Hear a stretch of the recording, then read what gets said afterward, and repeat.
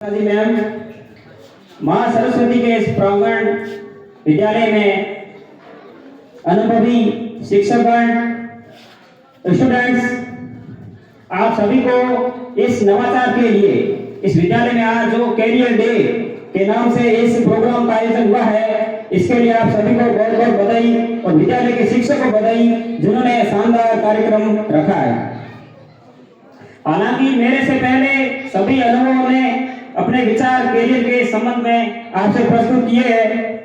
अब मैं as a students, हालांकि मैंने 2022 में ही यहाँ से 12th पास किया है, तो एक छात्र के रूप में जो आपके समक्ष क्या क्या चुनौतियां आती है उसके बारे में कुछ विचार प्रस्तुत करूंगा। मैं 2022 में 12th पास करने के बाद ही मेरा BSTC प्री मैंने एग्जाम दिया था, उसमें मेरा चयन हुआ था और इसमें भी विद्यालय के शिक्षकों की, विद्यालय परिवार की बहुत ही भूमिका रही है।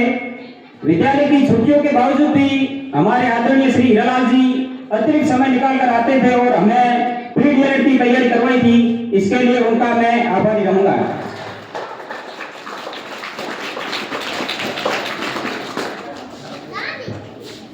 एक स्टूडेंट्स के नाते जो मैं समस्याएं एक स्टूडेंट के रूप में आती है उनको कुछ बिंदुओं के रूप में आपके सामने प्रस्तुत करूंगा। कृपया आप इसे समझने की कोशिश करिएगा। एक छात्र के रूप में जो मैं सबसे ज्यादा महसूस करता हूं वो ये है कि आपको अपना जो रास्ता है वो खुद तय करना है, क्योंकि बहुत से जो शिक्षक हैं आप उनकी जो राय है, सलाह वो जरूर लीजिएगा, लेकिन आपका निर्णय आपको खुद ही करना है, क्योंकि आपकी रुचि है, जो आपकी अभिवृत्ति है उसको स्थान देने के लिए आपको अपने ही मार्ग पर चलना चाहिए।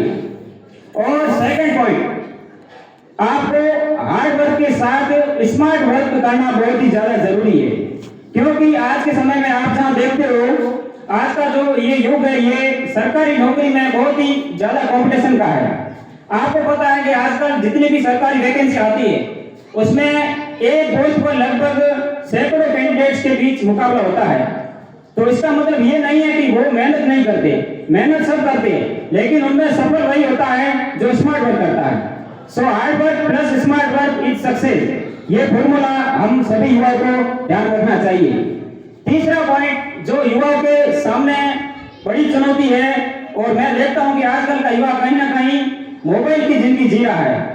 दरअसल सही बात कही जाए तो मोबाइल भी आप इसे दूर नहीं कर सकते, लेकिन क्या है कि मोबाइल का सही उपयोग आपको मालूम नहीं होता है। ये मोबाइल अगर देखा जाए तो एक परिपक्व व्यक्ति के जीवन में उसका सबसे अच्छा दोस्त और उसका सबसे बड़ा शत्रु भी कहा जाए कि मोबाइल ही है। अगर इसका आप सही उपयोग करते हो, आपको पता है कि आजकल यूट्यूब पर और सोशल मीडिया पर ऐसे कई शिक्षक है या कोई शिक्षा से जुड़े किसी भी क्षेत्र से जुड़े व्यक्ति हैं, उनके विचार हैं, उनके लेख हैं, आपको देखने को मिलेंगे। तो एक मोबाइल का सही उपयोग करना, और जो आजकल के हमारे अभिभावक हैं वो छात्रों पर इस संबंध में कोई भी ध्यान नहीं देते हैं। बच्चे हैं वो सारा समय जो है मोबाइल को देते हैं, इसलिए पढ़ाई में भी बाधक है। शिक्षकों और अभिभावकों के सामने ये बड़ा चैलेंज है, इसको आपको संवेदनशील मुद्दे को बड़ी समझदारी के साथ हैंडल करना है।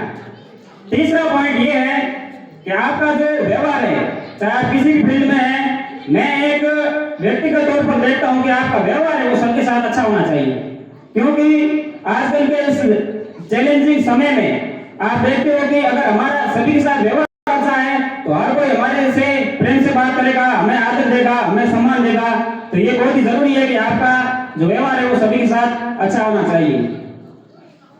और अगला पॉइंट आई थिंक ये हो सकता है कि आपको सिर्फ सरकारी नौकरी के पीछे नहीं भागना है, क्योंकि आजकल आप देखते हैं कि हर कोई किसी का सपना होता है वो सरकारी नौकरी की तैयारी करता है। एक जो छोटा बच्चा होता है उसको भी हम पूछते हैं भाई तू क्या नहीं ट्राई करे, तो हमारे सपना है मुना टीचर बनना है या मुना कुछ भी बनना है। तो उनके दिमाग में क्या हमने यही बैठा रखा है कि सक्सेस का आधार सरकारी नौकरी है। सरकारी नौकरी सब कुछ नहीं है। आपका जो लक्ष्य है वो सरकारी नौकरी हो सकता है, लेकिन आपका सपना है वो अलग हो सकता है, क्योंकि लक्ष्य और सपने में काफी अंतर होता है। आपका सपना, आपका लक्ष्य है कि मुझे सरकारी नौकरी बनना है, लेकिन आपका सपना ये हो सकता है कि लक्ष्य तो आपका नौकरी है, लेकिन नौकरी में आपको करना क्या है, आपको समाज के लिए क्या करना है, आपको अपने खुद के व्यक्तित्व निर्माण में क्या करना है, ये सारी चीजें आपको बहुत ही हेल्प करती है। इसलिए एक जीवन में अपना सपना तय कीजिए, वो सपने के अकॉर्डिंग ही कार्य कीजिए। और जो करियर है आज का हमारा जैसा विषय था, इस विषय पर तो हमारे शिक्षकों ने मुझसे भी ज्यादा बेटर जानते हैं। मैं तो हालांकि अभी स्टूडेंट हूँ, मैंने अभी तक कोई कॉम्पिटिशन एग्जाम दिया नहीं है। हालांकि डीएलएड 2 वर्ष जो मेरा वो कंप्लीट हो गया, उसके बाद मैंने सीटेट क्वालिफाई किया है। और अभी जैसा कि आपको पता है कि राजस्थान का जो कुंभ है, रीट शुरू होने जा रहा है, उस रीट में मेरा अपना भाग्य में आजमाऊंगा। तो हमारे शिक्षकों ने आपको बहुत कुछ कहा है, और आज के इस कार्यक्रम के लिए सभी शिक्षकों को बहुत बहुत बधाई, धन्यवाद। और उन्होंने मुझे इस करियर डे में आमंत्रित किया था, सभी का धन्यवाद। Again thank you.